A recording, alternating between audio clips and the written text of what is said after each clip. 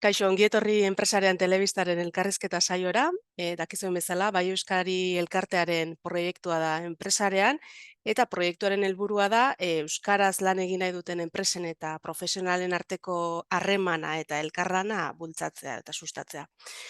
Bai Euskari komunitateko entitateak ekartzen ditugu saio honetara, eta gaurkoan babesguren txanda da. Ekitaldietarako autobabes planak eta DRPak egiten dituzte, besteak beste, eta zer lan egiten duten azaltzeko elkarrizketa egingo diogu Mikel Moreno Carrerori, bera da babesguneko arduraduna. Kaixo, Mikel. Kaixo, egunon. Azaldu diguzu, Mikel, zer dira, esan dugu, ekitaldietarako babesgune planak egiten autobabes planak, barkatu egiten dituzuela, zer dira autobabes plan horiek? Vale. Izenak esaten duen bezala da, autobabesa edo jasotzen duen plan bat. Hori da, ekitaldi bat egiten denean, zelako bai medio material eta giza baliabideak jartzen ditugun, egon daitezkeen arriskuak ekiditeko eta edo zer gauza edo larrialdi gertatzen denean horren aurrean prestatuta egoteko. Orduan azterketa bat egiten da, toki, espazio edo dana dalakoak ditzazkeen arriskuak, bai naturalak, teknologikoak eta bar, eta gero, azterketa hori egin ondoren, legedia aplikatuz ikusten da zenolako baliabide jarri behar diren. Bai, estintoreak non egon behar diren, zenolako irterak egon behar diren, zenolako foro maksimoa eman zaioan toki bateri, segurtasunaren aldetik zenbat jende egon behar den, jende horrek ze perfiluk behar dituen, batzutan izan behar dute botikina, ez batzutan lehen sorospenetan aditu hau diren pertsonak, ambulantziak, justo EAen badago lege bat, dana hori azaltzen duena, eta baliabide minimo horiek direnak arautzen dituena, eta orduan egiten duguna da txosten bat, jasotzen dugun nola beteko ditugun neurri horiek, eta gero barruko protokoloak nolakoak izango diren, eta kanpo laguntzekin deitzen dena, suhiltzaileak etorri behar baldin badira, polizia edo bestelako mideak nola egingo da eurekin harremana, eta informazio horren bilketa. Gero plan hau egiten denean, egiten duguna da Eusko Jaurlaritza daukan erregistro batean erregistrau, orduan ekitaldi hori aktibo dagoen bitartean, suhiltzaileak dei bat jasotzen baldin badute, badakite ja aurretik bidetik datozenan nolakoa den tokia, bakar bat baldin bada, non dauden kokatuta zera ezberdinak, non egon daitezkeen arrisku guneak, edo zer elementu ezberdinak, orduan da informazio bat, beraiek ere aurretik daukatena, larrialdi egoera bateri aurre egin ahal izateko.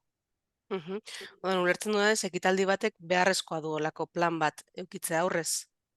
Legeak dino, ekitaldi batzuk derrigorrezkoa daukatela hori egiten, eta beste batzuk, adibidez, aire librean denean, esango genuke, 10.000 pertsonatik gorako ekitaldiak beharko zuten plan hau, eta gero, eremu itzietan edo eskarpa baten, 300 pertsonatik gorako eskarpa batek beharko zuen olako plan bat, edo inkluso eremuak gotatu bat denean, baina sarrerarekin sartu behar zaren, hor 700 pertsonatik gorako ekitaldi batek beharko zuen.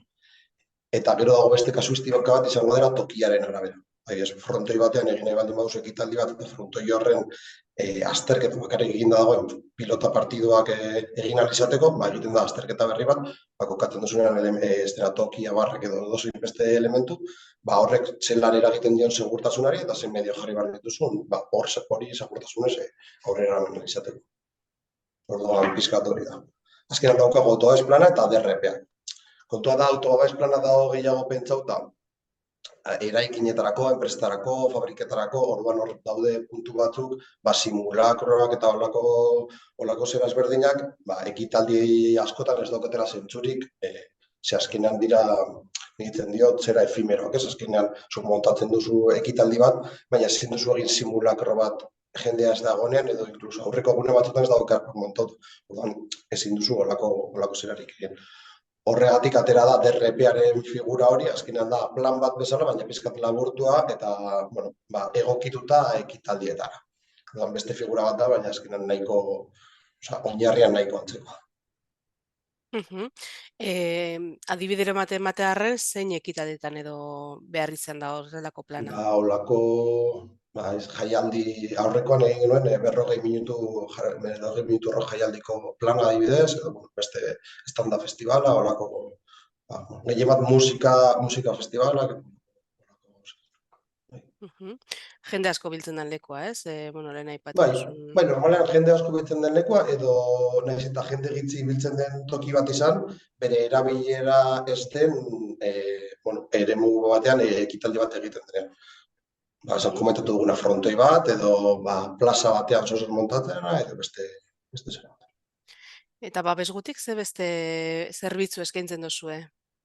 Bai, egiten dugun zerbitzu da hori, pero bai aholkularitza ematen diogu, azkenean ekitaletako promotorei, zenolako bai legediak betetze aldera, incluso ekitaldia bera diseinatzerako orduan, asesoramendu guzti hori, eta bere batutan bai, eskaintzen dugu zerbitzuen kudeaketa.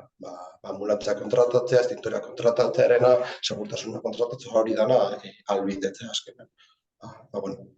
Promotoreak azkenean normalean 1000 gauza edukitzen dituzte buruan, baina delegatzen dute guregan. Guk bai esaten duguna askotan guretzako eta bezeroarentzako ere hona izaten dela, ekitaldia, normalean jendeak egiten du, ekitaldia diseinatu eta gero konturatzen da olako plan bat behar duela eta tortzen dira gugana. Baina guk komentatzen dugu da hasieratik gugana jotzen, gugana edo beste baten gana, berdin du, baina azken azuk ekitaldi bat diseinatzen duzunean, baina ez dituzunean segurtasun elementuak kontuan hartzen, gero legedia betetzeko eman daitezken soluzioak askoz garestiagoak dira, edo ezberdinak izan daitezke, orduan hau integratzen baldin badugu hasieratik, diseinu guzti horretan badauzkagu ebakuazio ibilbidea kontutan hartu da, estintores berdinak, egon daitezke baliabide guzti horiek, eta inkluso espazioaren distribuzio hori, hasierako fase horretan egina, askoz errezago izaten da, baina aurrera eramateko, merkeago, eta nire ustez, azkenean ekitaldi seguruak eta ekitaldi seguruak eta errentagarriak, azkenean promotore batek azkenean duena da ekitaldi errentagarri bat egitea normalean, ez? Hasierako fase horretan kontaktatzearen nire ustez asko laguntzen du neroko ondorio horiek ekiditeko edo, Eta zuekin kontaktatzeko nola egin dezakegu? Normalean, webgunean agertzen dira gurekin kontaktatzeko zerak, e-mail bat daukagu, telefon bat daukagu, eta hor jarri daitezke gurekin kontaktuan. Zuek Euskari Elkarteko komunitateko kide zarete, zerbitzua eta lan ere euskaraz egiten duzue, zergatik hartu zenuten erabaki hori, eta ez dakit, zuen arloan ez da oso ohikoa, ez, euskaraz egitea lan hori? Ez, gure arloan igual ez da oso ohikoa, baina egia da,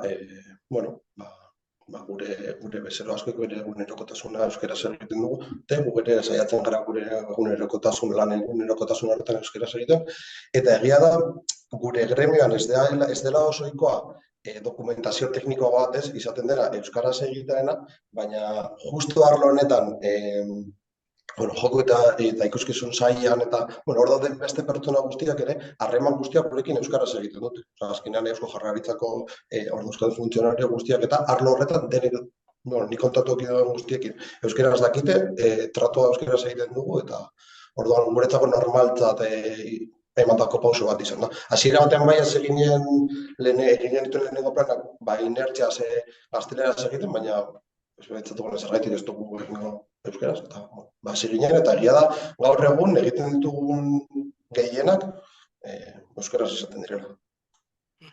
Zuek ere batez ere, euskaraz jarduten duten elkartentzat egin dituzuelako igual lanak, ez? Bai, baina, gero ere daude udaletxe batzuk ere eskatzen diogutenean, normalean datoz bakarrik zerbitzuagatik, baina esaten diogunean badagoela aukera euskaraz egiteko, asko hartzen dute autu hori. Osa, ez datoz hori bilatzen, baina, zerbitzua baina eskainita, egok ikusten dute, eta...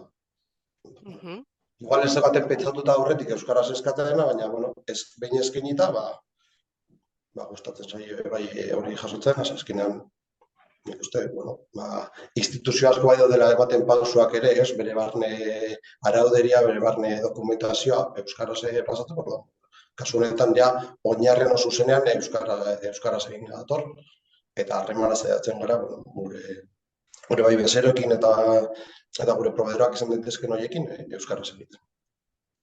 Oso ondo, Mikel, ez dakit zerbait gehiago gehitu nahi duzun elkarrezketan? Ez. Bale, hemen utziko dugu. Mila Vale, esker, enpresarean zuei telebistan parte hartzagatik. Eta, zuei. oraino iritsi zareten guztioi ere, eskerrik asko. Eta gure sarei, hurrengo enpresarian telebistako elkarrizketarako, bai euskarari, zein enpresarian sareetan izango duzue gure berri. Ondo izan.